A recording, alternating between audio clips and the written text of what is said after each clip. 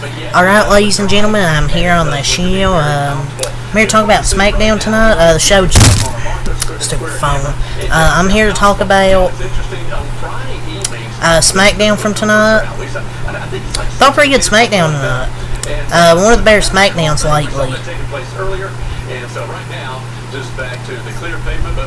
I thought it was good.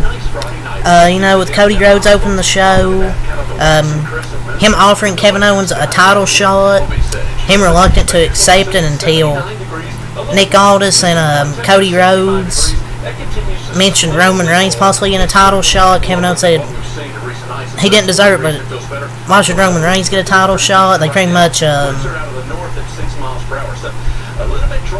got him to accept the title match with that. But yeah, I thought the post Smackdown, thought it was good.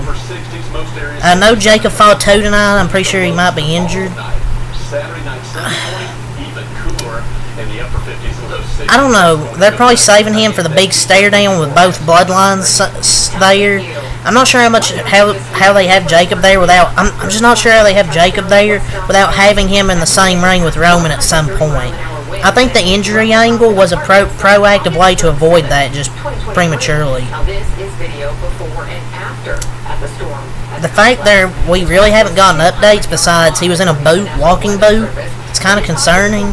It's just he's the most charismatic member of that group, and he goes down as one half of the no tag champs. That's a massive blow to the fucking group.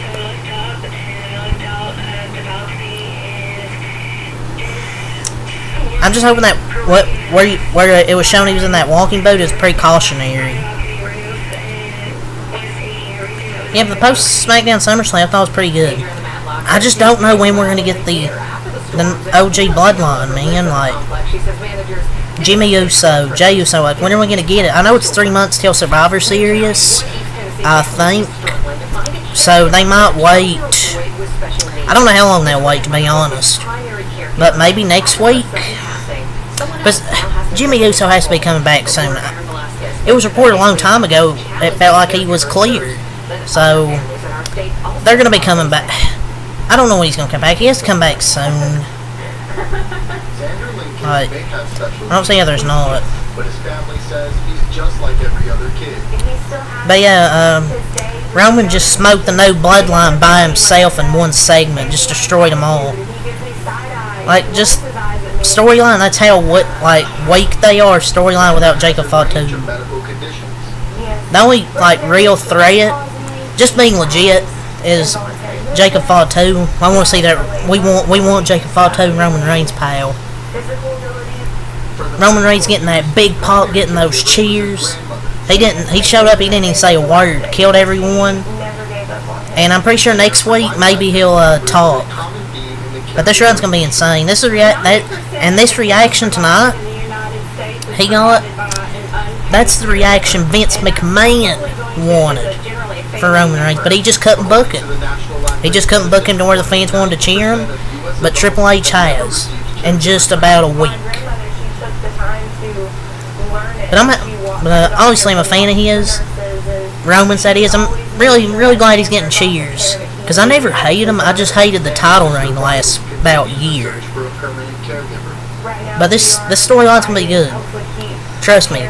When they get everybody else involved, the Usos and everybody else gets involved, it's gonna heat up even more. And what with Roman's went through, you know, with his, I think his dad passed away. So glad he's getting some good cheers. It's gonna be insane. This run's gonna be really good. He hasn't gotten cheers like this. He just hasn't got cheers like this through his entire career. But he didn't reclaim that bloodline thing, that thing around Solo Sikoa's neck, like sources said. I wouldn't say it was a big night for the bloodline, but Roman Reigns just showed up and killed everybody, got OTC chance. He has a new Titantron, OTC, the original Tribal Chief. But he made an impact, and that's what matters. I'm pretty sure they're going to do more stuff next week. But yeah, a pretty good segment to end the show. I mean, there's some good stuff throughout the show. But this Roman Reigns run is going to be something special.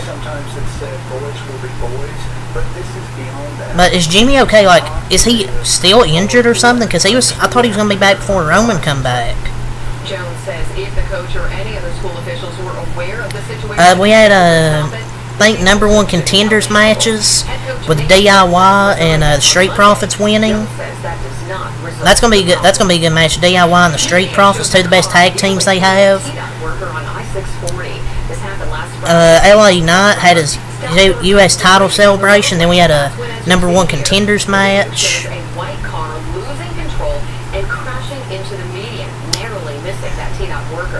Honestly, I thought it was a good show.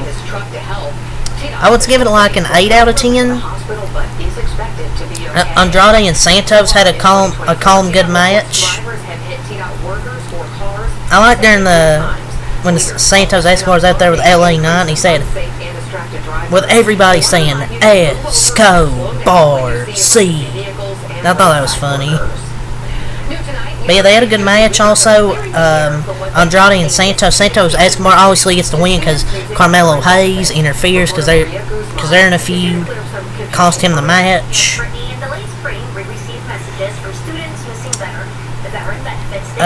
DIY beat Pretty Deadly. Some people want Pretty Deadly to win. Wouldn't mind it. But I honestly like what they're doing with DIY. Get you excited with their backstage promo walking to the ring. I wish they would change the theme, but whatever. But DIY Street Profits gonna be a banger. They're coming back for their tag titles. They're gonna wreck everyone and leave. Yeah, we got Cody Rhodes to open the show. The Bloodline interrupted the new Bloodline.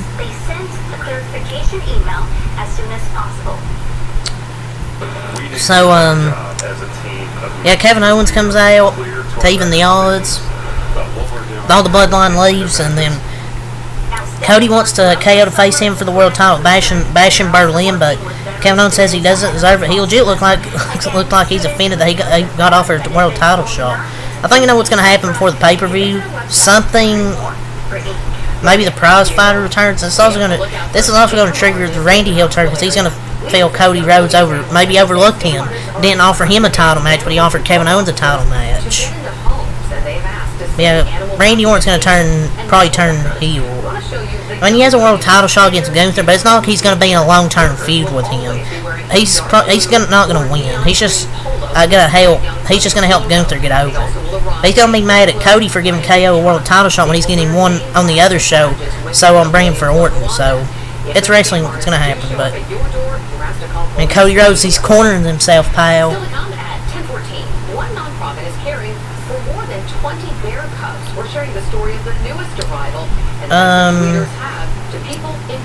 Street Profits versus A-Town Down. I really don't care about A-Town Down at this point, man. Austin Theory. I mean, what happened to him turning babyface? Is that just not going to happen anymore?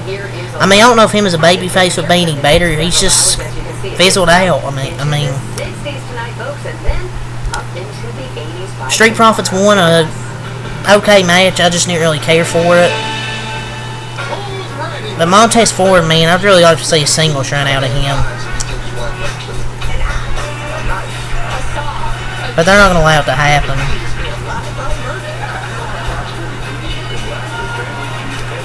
So, Kevin Owens, Nick Aldis, and Cody Rhodes are backstage, and Kevin Owens just goes off on Nick Aldis, who's saying Roman has a shot at Cody because of the rematch clause, and Kevin Owens says that hasn't been enforced in years. As he was doing this, he accepted the title shot, and they pretty much used some psychology to help him get him to accept the title match. And they brought up Roman to rifle him up to accept the title match at Bash at Berlin. Genius, pal. Nick Aldis, a real general manager, not that bald fraud, Adam Pearce. He's always one phone call away. I may not be on the Tennessee baseball team next year, but I know for one. Next we had Jay Cargill versus Alba Fire. Did anybody care? Jay Cargill won. Okay. I mean, Naomi, Bianca Belair, and Jay Cargill are united. Those three together. That's cool. We have the LA Knight, yeah, U.S. title celebration. That was good.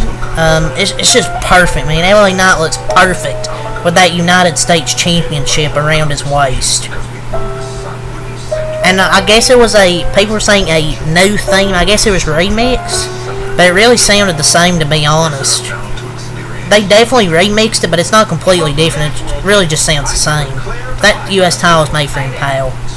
But I also wanted to go back to before that. I actually wanted an actual match between Jade and Alba, but whatever. Those two, no Alba firing going in the ring, but she got squashed. Squash match is expected. Actually, I think it's just made into. Actually, it's just what even is the point of the women's tag titles, man? Without Bianca and Jade, the titles would never see TV time. What was that? 1 minute and 41 seconds? That's kind of a flaw with Triple H. If it's not a big women's feud, he doesn't give it a lot of time. So that's one of Triple H's big flaws, in my opinion. But it also doesn't help that SmackDown's at least 2 hours. They need to make it 3 hours because these things aren't able to get enough time. So they really need to go to 3 hours. I think they will when they go to USA. It's SmackDown runtime's just a joke because you cannot compete with Raw in any sense at that point. Tiffany Stratton backstage segment was like 2 minutes. I found it was another thing that was pushed back to next week. Nia Jax is her celebration next week because there wasn't enough time tonight to do it. And her briefcase, she had like a purse. Wasn't the only thing I was staring at. Anyways. But at some point, they really have to start putting Jade Cargill in matches other than squashes. I'm not sure she would be capable of more, sadly. She just ain't clicking. But yes, for the only not U.S. title celebration, I want to get to that. Sorry, better U.S. title reign than Logan Paul already. Yeah, no controversial tweets, pal. It's just business.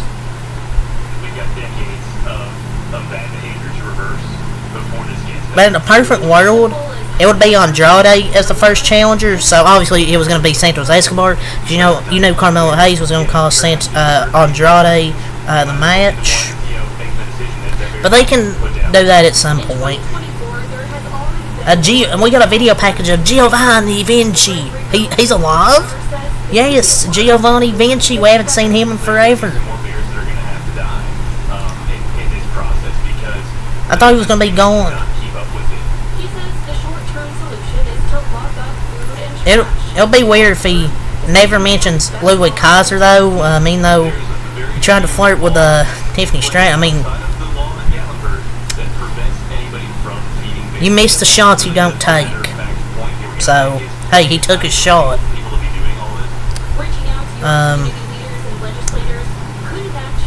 What else did we have? Santos beat Andrade in a good in a good singles match. DIY beat Pretty Deadly. And then we got the Roman Reigns segment at the end with the Bloodline with Solo Sikoa, the infamous Tonga Loa and Tama Tonga. He just pretty much wrecked everyone and leave. They're gonna blue ball everybody for that first acknowledgement. He's a babyface. When he does, it's gonna hit pal. And when he gets that thing back. But he went extra on Tonga Loa for all the botches. He just completely destroyed him with the steel chair. But yeah, I give SmackDown an 8 out of 10 tonight. I really enjoyed it. So yeah, that's all that happened on the show tonight. So it's really all I gotta say. Until next time, I'm out. Peace.